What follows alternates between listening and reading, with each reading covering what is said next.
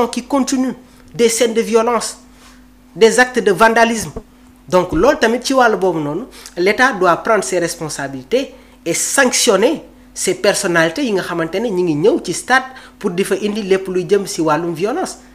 On parle du championnat professionnel rafetul ñuy gis ay supporters di xeex seen biir est-ce que lii nii dina tax suñu football développé wu. Qu'on le veuille ou non, déjà il y a un problème de communication concernant le championnat sénégalais. Problème de communication am na dans le championnat, dans le football sénégalais. Il y a pas trop de communication. Il y a des choses à rectifier. Nan la ñu war a def pour promouvoir suñu football mu gën a jëm kanam. Léegi si on constate ces scènes de violence là, mais attends, pour ñu avancer dafay nekk un problème. Donc Omar, je t'ai envoyé les images. Je pense que à travers ces illustrations ku nekk mën na ci am une approche beaucoup plus approfondie. On va fermer la une avant ñuy fermer la une des journaux. On va venir tamit sur l'affaire Paul Pogba. Donc Paul Pogba dina rejoindre équipe bi di AS Monaco en signant un contrat de 2 ans jusqu'à 2027, libre depuis la rupture de son contrat avec la Juventus en novembre 2024.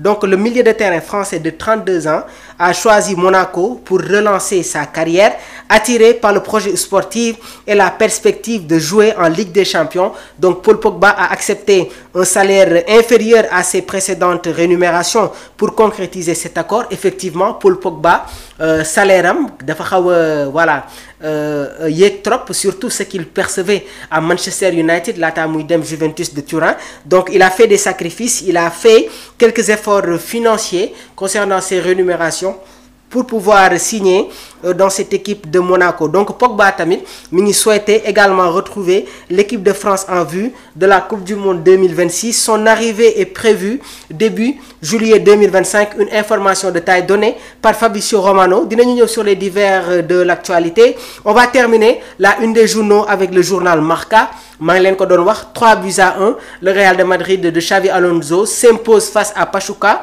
sur le score de 3-1. Donc Marca ñoom li ñu titré mooy Esto ya es otra cosa. On va vous expliquer qu'est-ce que cela signifie. Donc ce titre day mettre en avant déjà la victoire du Real de Madrid 3-1 face à Pachuca lors de la Coupe du Monde des clubs. Malgré une infériorité numérique dès la 7e minute, l'agressivité de Raúl Asensio, il faut qu'on en parle.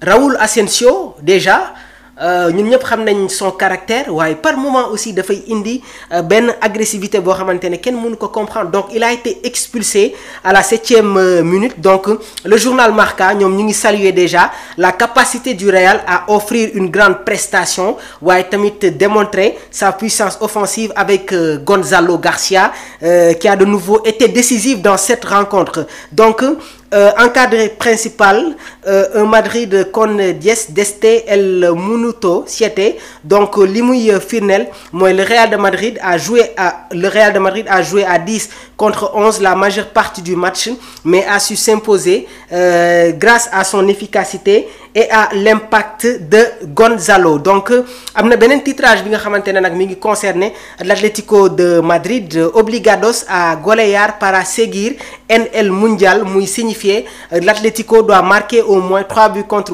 contre Botafogo pour se qualifier au Mondial des clubs. On va revenir sur ce match-là. En bas de page aussi, voilà, mention de la victoire de la Juventus 4-1 contre Wydad Casablanca avec un Yildiz décisif qui prend le numéro 10 de